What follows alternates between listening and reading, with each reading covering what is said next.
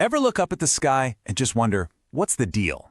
Why is one day perfectly calm and clear and the next is boiling with massive thunderstorms? Well, it all comes down to this one powerful, invisible force: atmospheric stability.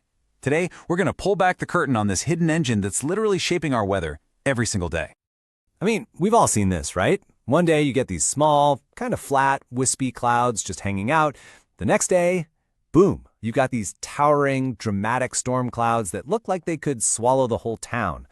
What's causing that huge difference? Well, that question. That's the key to understanding some of the most powerful forces in our atmosphere. So here's how we're going to crack this puzzle. We'll start with that big question. Then I'll introduce you to our little guide for this journey, the invisible air parcel. From there, we'll dive into the heart of it, stable versus unstable air. Then we'll see how we actually measure this stuff. And finally, we'll connect it all back to the skies above us. Let's do it. Okay, so what's the answer? What is the secret behind our skies being so different from one day to the next? It all hinges on a single, super important property of the air itself. And that property is stability. That's it. That's the whole game. You can think of it as the atmosphere's mood. Is it feeling kind of lazy and just wants to stay put? That's stable. Or is it feeling energetic, like it wants to shoot upwards? That's unstable. And that simple tendency to sink or to soar is what makes everything from a perfect blue sky to a crazy thunderstorm. Now, to really get a grip on this, we need to follow a main character on its journey. So let's just imagine for a second that we can grab a bubble of air. We'll call it an air parcel, and we can track what happens to it as it travels up, up, up through the atmosphere. Okay, so as our little air parcel rises, something really important happens. See, the air pressure around it drops, and that lets the parcel expand. You know what that's like? Think about letting the air out of a tire. It feels cool, right? That's because the act of expanding uses up energy, and that makes the parcel's temperature drop. This whole process is called adiabatic cooling, and it's rule number one for understanding stability. And this is where the real drama begins. The entire fate of our air parcel and the weather it might create now depends on one simple comparison.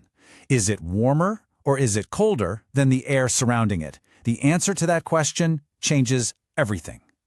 This leads to two completely different outcomes. So, if our rising parcel ends up being colder and therefore more dense than the air around it, we call that stable. It's got no lift, it's heavy. If you let it go, it's just going to sink back down. But if that parcel manages to stay warmer and less dense than its environment, then it's unstable, it's buoyant. It's going to keep rising all by itself. Honestly, the best way to think about an unstable air parcel is to picture a hot air balloon. It's that simple. As long as the air inside that balloon is warmer than the air outside, what does it do? It goes up. It's that continuous, powerful upward motion that is the engine for building those gigantic storm clouds. So let's be super clear. Stability isn't a measurement you can read on a thermometer. It's a tendency. It's the atmosphere's default setting on any given day. Does it want to keep things calm by squashing any vertical movement? Or does it want to stir things up and encourage it? That's stability. Now, this might all sound a bit theoretical, but meteorologists can actually measure this stuff with some serious precision. And to do that, they have to compare two very important pieces of information. Okay, on one hand, you have the environmental lapse rate. Just think of this as a temperature snapshot of the entire atmosphere at different heights. We get this data from things like weather balloons. Then on the other hand, you have the adiabatic rate. This isn't a measurement of the environment, it's a fixed rule of physics for how much our single air parcel cools as it rises. The secret to stability is just comparing these two rates.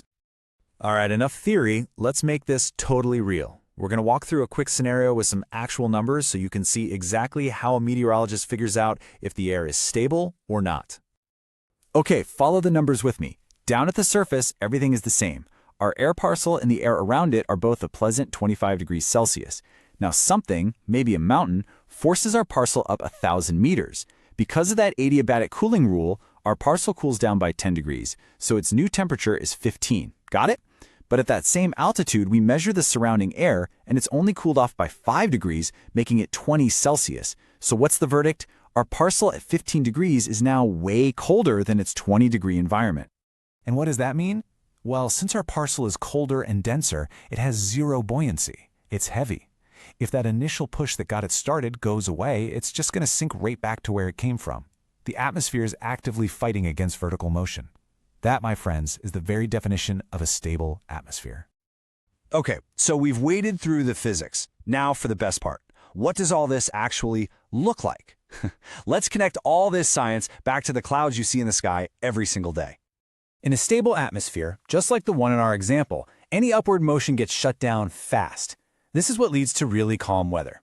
You're either going to get beautiful clear blue skies, or if there's some moisture around, clouds that are stuck forming in these thin, flat sheets, like stratus clouds. There's just no energy to build them up. But in an unstable atmosphere, oh boy, it is a completely different story. That rising air parcel acts just like our hot air balloon, and it just takes off, accelerating upward. This powerful vertical growth is what creates those puffy, cotton ball-like cumulus clouds. And if that instability is really strong, those clouds can just explode upwards into massive cumulonimbus clouds, the engines of thunderstorms. Now, we've mostly talked about the two extremes, right? But the atmosphere is usually a bit more complicated than that. Meteorologists actually have a few more categories, including this really fascinating middle ground called conditional instability. That's where the atmosphere's mood can actually change depending on if the air is wet or dry. It just goes to show how complex our weather really is. So, the next time you look up, remember what's really going on. There's an invisible battle happening up there. A constant tug of war between the air wanting to rise and the air wanting to sink. And the clouds? They're the evidence. They aren't just floating around up there, they are the visible proof of that struggle. You're literally watching atmospheric stability in action. So, which side is winning today?